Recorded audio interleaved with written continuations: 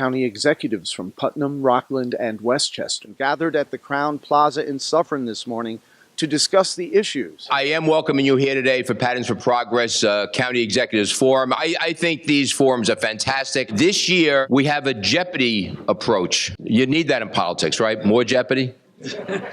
So this would be a Jeopardy format. My concern right now, though, is next year might be musical chairs, which could be very challenging. We wish that all of you would consider becoming a member of Pattern. We've been sponsoring what I think have been some provocative and responsive reports over the years, and something that has contributed to the fabric of our communities being better places to live. Without our sponsors, events like this cannot happen.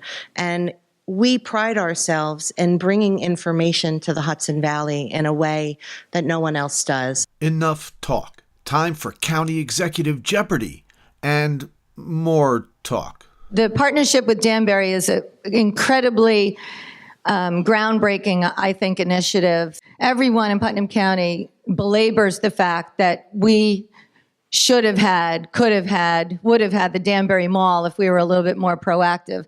So 20, 30 years later, we've decided to move on from that attitude and just say, okay, it's where it is, and there's a boundary line that's on a piece of paper somewhere, but it really doesn't matter that it's in Connecticut. What matters is that it's within reach of our homes, and it can be an anchor to develop what we consider one of the stronger areas for business economic development on the Route 6 corridor. It was something that was necessary. It provided oversight, something I advocated for as a legislator. I was very clear at that time that there was a lot of work done to put Rockland County at the edge of the cliff, and we deserved oversight. I welcome oversight from the state controller. I think it's totally irresponsible to say close Indian Point without a realistic plan to make up that energy source for the entire region's needs. Forget New York City, which is growing